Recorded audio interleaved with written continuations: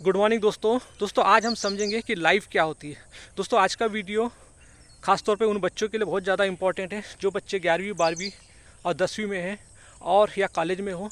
तो जो भी दोस्त they are student they can learn easily understand. दोस्तों वे ज़्यादा अच्छे तरीके से समझ सकते हैं कि लाइफ क्या होती है, क्योंकि ये जो कॉन्सेप्ट है दोस्तों ये हमारे साइंस से आता है और हमारे जो इवोल्यूशन थ्योरी से आता है कि लाइफ क्या होती है। तो दोस्तों हमारा शरीर जो होता है वो दो तत्वों से मिलकर बना होता है, एक पदार्थ और कॉन्शियसनेस।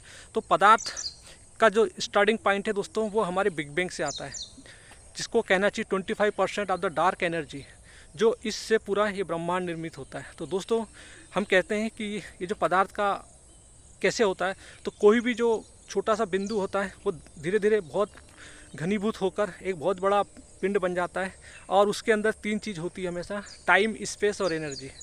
तो दोस्तों टाइम, स्पेस और एनर्जी यानी एक समय होता है, तब तक एक समय के बाद वो पदार्थ जो होता है वो डार्क एनर्जी विस्फोट हो जाता है और उसके अंदर वो एक स्थान घेरता है। तो ये तीन चीज़ हमेशा पदार्थ की अपनी प्रॉपर्टीज़ होती है जो पदार्थ में एग्जिस्टिंग करता है। दोस्तों उसके बाद देखा गया है कि उसके जो पदार्थ जो होते थे, पदार्थ जो होता है वो छोटे छोटे पार्टिकल अणु से मिलकर बना होता है, मैंने पार्टिकल से मिलकर बना होता है, मॉलिक्यूल से मिलकर बना होता है। तो दोस्तों उसके अंदर फिर वो जो मॉलिक्यूल जो होते हैं वो छोटे छोटे एटम से मिलकर बने होता है और एटम्स के अंदर देखा गया कि इलेक्ट्रॉन, प्रोटॉन और न्यूट्रॉन्स है।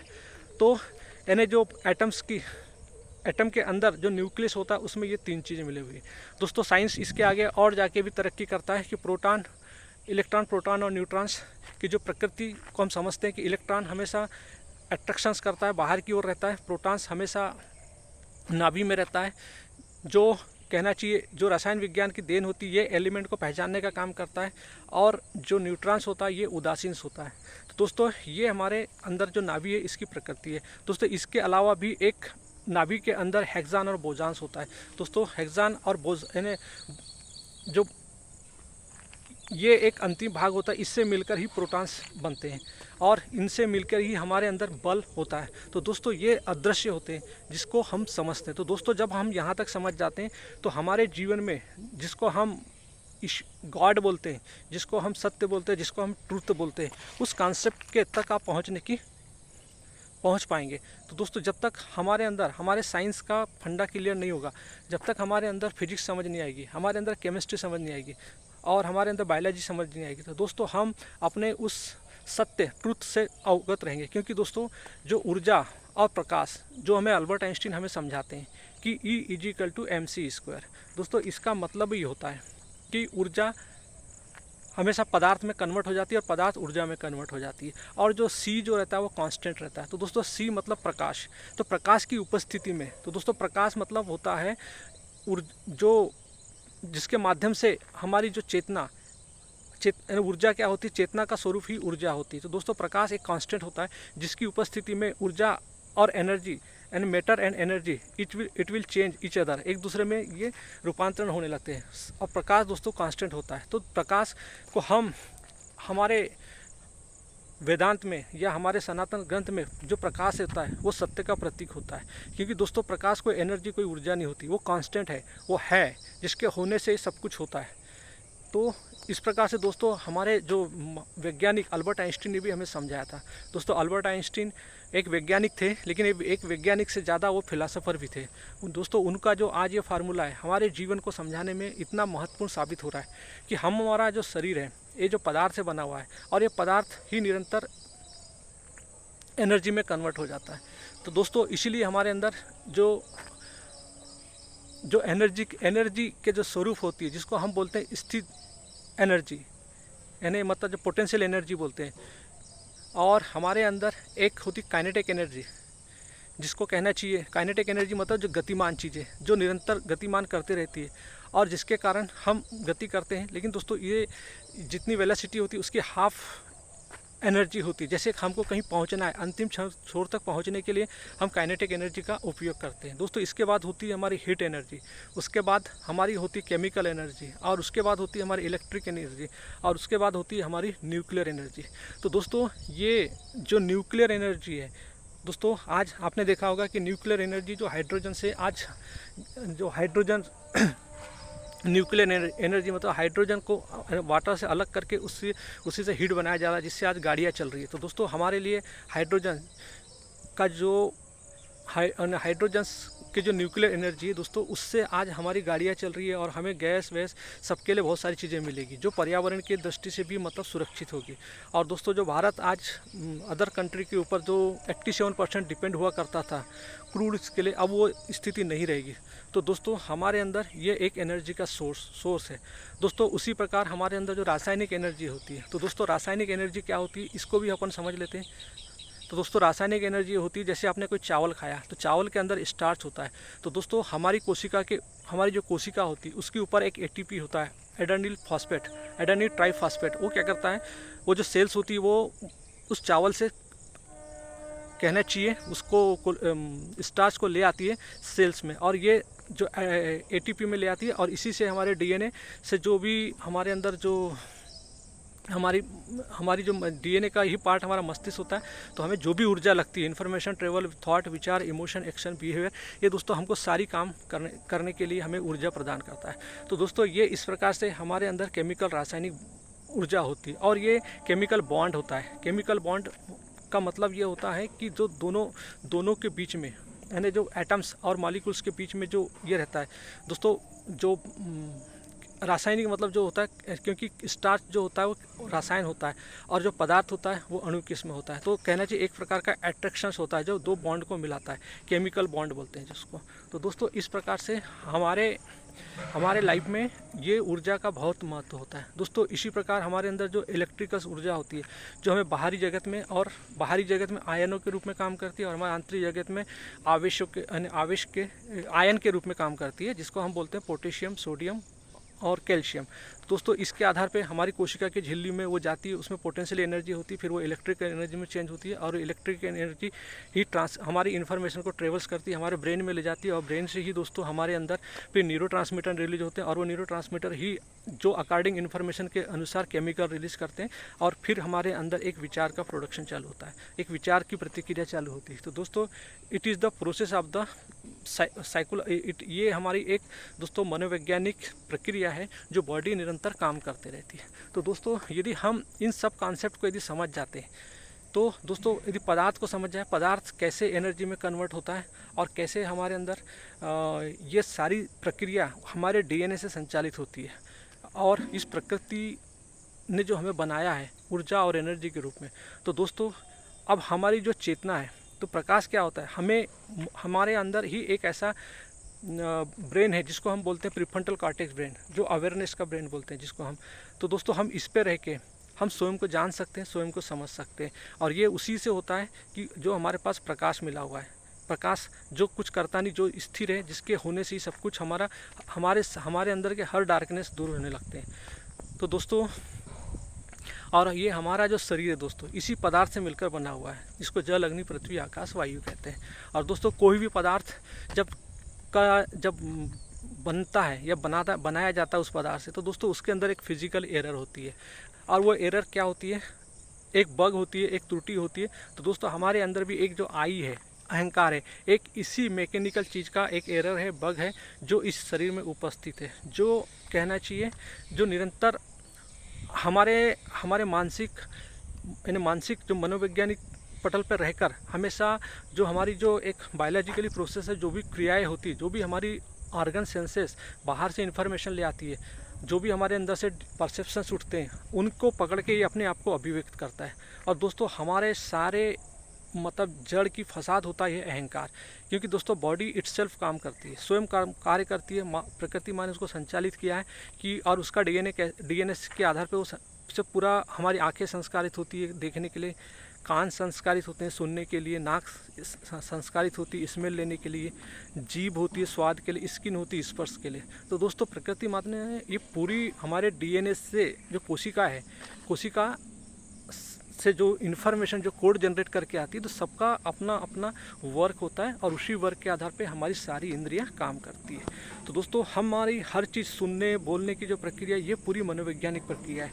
लेकिन दोस्तों हमारे अंदर ये एक एरर अहंकार है, जो बग है, एरर है, त्रुटि है, जो इस शरीर की जो होने वाली जो सेल्स जो होती है, वही अपने प्रकृति में सेल्स जो होती है अपने नियमों के आधार पर निकलती है। और ट्रेवल्स करते हैं। लेकिन दोस्तों हमारी जो ये हमारा अंदर जो अहंकार होता है, ये दोस्तों अपनी गलत आदतों के कारण उन सेल्स को के ऊपर हथौड़ा मार देता है। हथौड़ा मार देता है इट मीन्स कि जो हमारी बॉडी की जो कैपेसिटी है दाल चावल सब्जी खाने की, लेकिन जब दोस्तों हम इसको एक हाई जो है ना मीट वगैरह खिलाते हैं, और जब हम इसको गुटखा पान दारू एक्सेस चीज़ें पिलाते हैं, तो दोस्तों ये हमारे जो डीएनए से जो निकलने वाले सेल्स की जो कोशिकाएं जो होती है, जो निरंतर एक अनुशासन से निकलती है, तो उनका अनुशासन टूट जाता है और सेल्स बिखर जाती है। तो दोस्तों ये पैटर्न यदि निरंतर रहा तो हमारे अंदर न जाने अनेक बीमारियां पैदा होने लगती है। तो दोस्तों ये हमारा एक पैटर्न है जो पूरी तरह से बिगड़ जाता है। तो दोस्तों इस प्रकार से हमारे अंदर जो कोशिकाएं जो होती है, ये प्रकृति माँ ने इस शरीर को इतना वेल डिजाइन करके बनाया है कि हमारी सब चीज़ हमारी ऊर्जा और पदार्थ के ऊपर डिपेंड करती है। दोस्तों हम जो भी खाते हैं वो हमारे सेल्स के अंदर ही माइटोकॉन्ड्रिया होता है। हम जो भी खाते हैं वो माइटोकॉन्ड्रिया में जाता है और ऑक्सीजन के थ्रू ऑक्सीजन जलती है वहाँ पे, और ऑक्सीजन जलने के बाद वो एनर्जी में कन्वर्ट होती है, और वो एनर्जी हमारे पूरे ब्लड यानी जो नाड़ियाँ जो होती पल्स जो होती है उसमें जाती है और हमें ऊर्जा देती है, ताकि हम बोल सकते हैं, सुन सकते हैं, देख सकते हैं। तो दोस्तों ये पूरी एक मनोवैज्ञानिक प्रक्रिया है।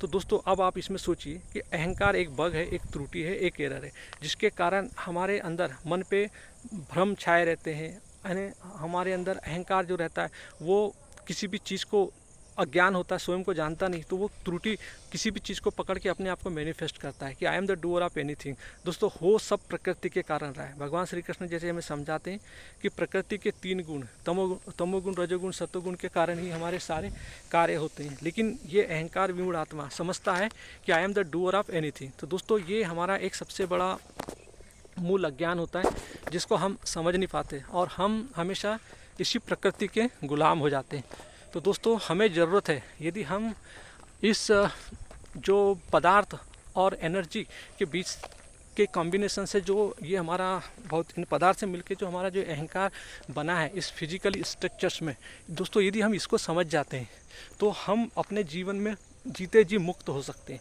दोस्तों यही एक हमारा भारतीय सनातन के जो दर्शन है, जो छठ दर्शन है, वो हमें समझाते हैं।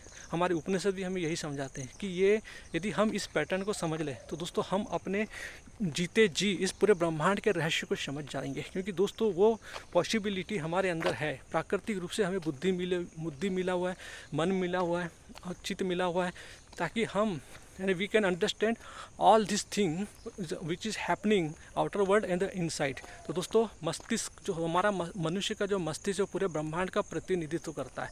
लेकिन दोस्तों ये तभी संभव है जब हम इस अहंकार के क्रियाकलापों को समझ जाए, क्योंकि हम अहंकारी जीव होते हैं। अहंकार ही हमारे शरीर के अंदर पैदा होता है, जो मैं करके होता है और चीज़ों के साथ जुड़ता है।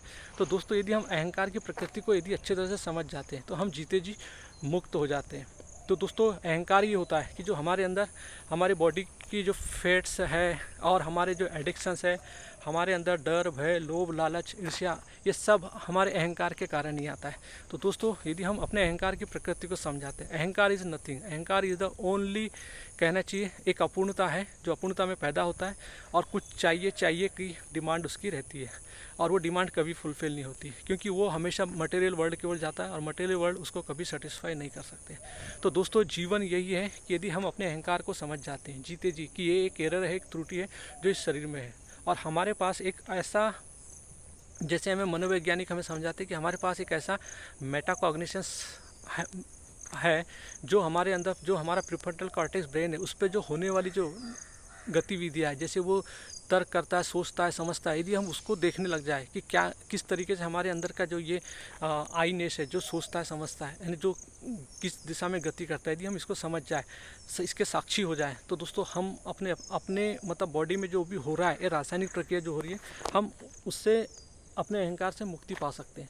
तो दोस्तों ये एक हमारे लिए एक बायोलॉजिकली मतलब जो हमारा मनोवैज्ञानिक रूप से हम अपने अहंकार को जान सकते हैं। दोस्तों यही कारण, यही चीज़ है जो हमारा वेदांत हमें समझाता है कि हम वेदांत के माध्यम से इन्हें साक्षी तो भाव उपनिषद हमें समझाते हैं कि दो पक्षी एक पेड़ पे हैं, एक खा रहा है और एक साक्षी भाव में बैठा हुआ है। तो दोस्तों जो खाने वाला होता है वो भोक्ता होता है, वो कंज्यूमर होता है जो प्रकृति का भोग करता है, और एक साक्षी जो होता है वो उसको देखते रहता है। तो दोस्तों ये दोनों प्रक्रिया हमारे अंदर बैठी हुई है।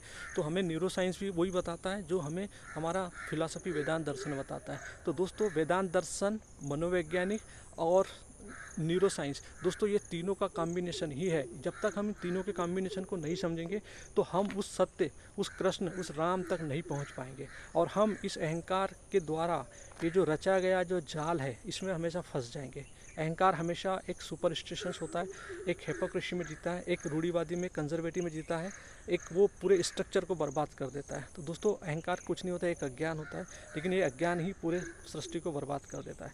तो दोस्तों हमें ज़रूरत है, यदि हम अपने बच्चों को शुरू से यदि फंडामेंटल लेवल पर यदि फिजिक्स, केमिस्ट्री और मैथ्स का ज्ञान दें तो दोस्तों हम अपने गॉड के कॉन्सेप्ट पे पहुंच सकते हैं। क्योंकि दोस्तों आज साइंस उस क्वांटम फिजिक्स वहाँ तक पहुँच चुका है जहाँ पर आज स्पष्ट रूप से कह चुका है कि कोई भी पदार्थ, जब हम किसी पदार्थ को नहीं देखते तो पदार्थ ऊर्जा के रूप में मतलब वेव्स के रूप में गति करता है, और जब हम देखते हैं तो पार्टिकल्स के रूप में गति करता है। तो दोस्तों यही कारण है कि हमारे अंदर एक अदृश्य चीज़ें हैं जो हमें दिखाई नहीं देती, लेकिन दोस्तों उसके लिए हमारे उपनिषद हमें समझाते हैं कि हमारे अंदर एक अंतर्दृष्टि है, हमारे अंदर विवेक है, हमारे अंदर ध्यान है, हमारे अंदर चेतना है, साक्षी है, मुक्ति है। दोस्तों हम इनके माध्यम से स्वयं को जान सकते हैं, स्वयं को समझ सकते हैं।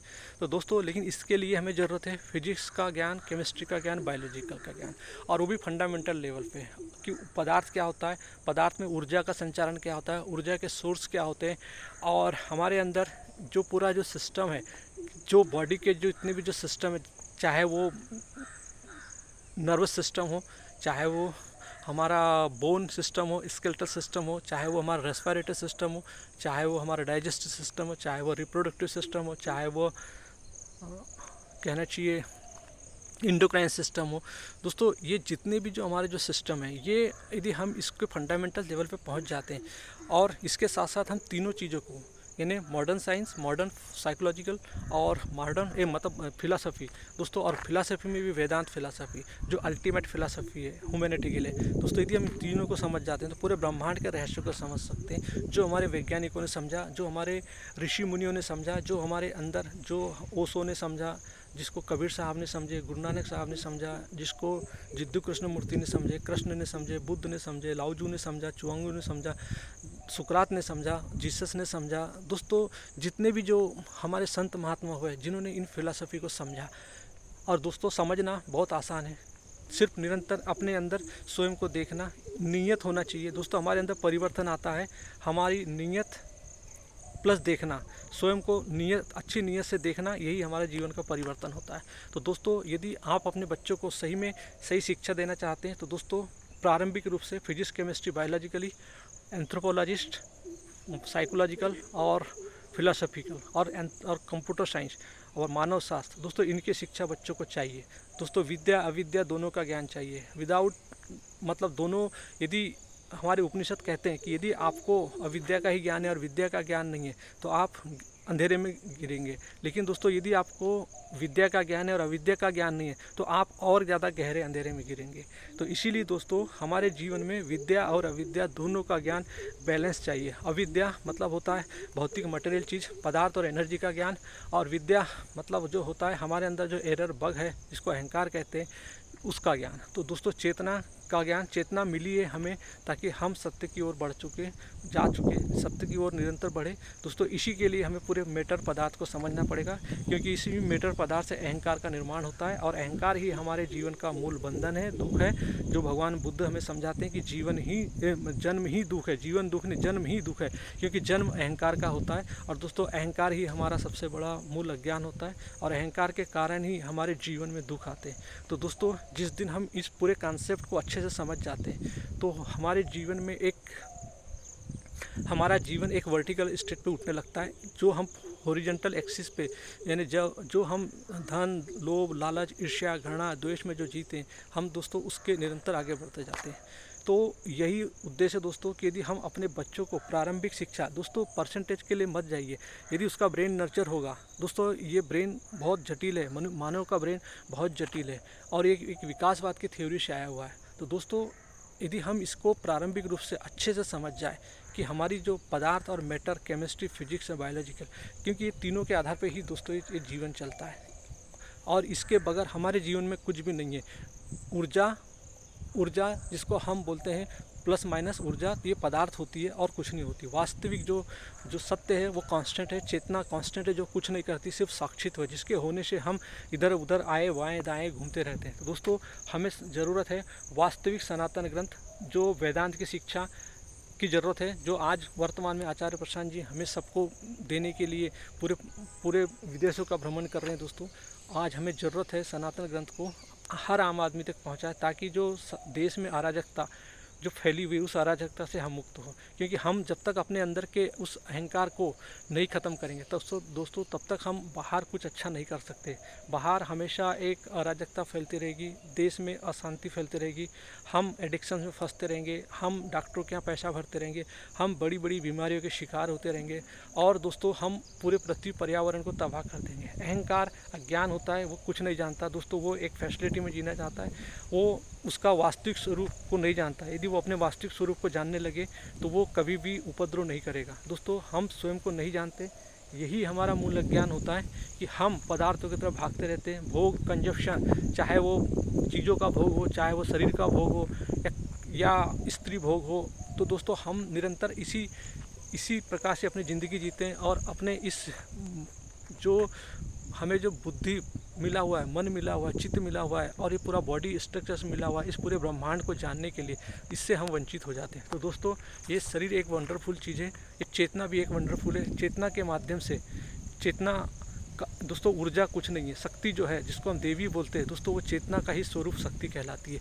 वो चेतना उच्चतम है जो 10 दिशाओं में फैली हुई है, जिसके होने से ही हम सभी जीव जंतु पशु पक्षी अपना जीवन जीते। और दोस्तों वो शक्ति, अदृश्य शक्ति जो पदार्थ के रूप में, पदार्थ और ऊर्जा जिसको हमने E=mc² से समझा, तो दोस्तों वो भी हमारी चेतना का ही स्वरूप है। तो दोस्तों हमें चेतना मिली है उसी पदार्थ को समझने के लिए, उसी पदार्थ से जो निर्मित है अहंकार, उसको समझने के लिए। तो दोस्तों ये कॉन्सेप्ट यदि हम समझ जाते हैं तो हम जीते जी अपने बंधनों से मुक्त हो सकते हैं, क्योंकि दोस्तों हमारा जीवन, व्यवहारिक जीवन जो है वो हमें बंधनों से घिरा हुआ है और वो बंधन ही हमारा मूल दुख है कहना चाहिए। काम, क्रोध, लोभ, मोह, मद को पकड़ के जो अहंकार जो जी रहा है दोस्तों, ये हमारा सबसे मूल बंधन है। दोस्तों हम भ्रम में जीते हैं, हमारे अंदर कई कॉग्निटिव बायस है, हमारा मन इच्छाओं, भय, डर, चिंताओं में और बचपन से जो संस्कारित है उसी के आधार पर हमारा मन जीता है। हमारे अंदर क्रिएटिविटी जैसी चीज़ें छुप जाती है।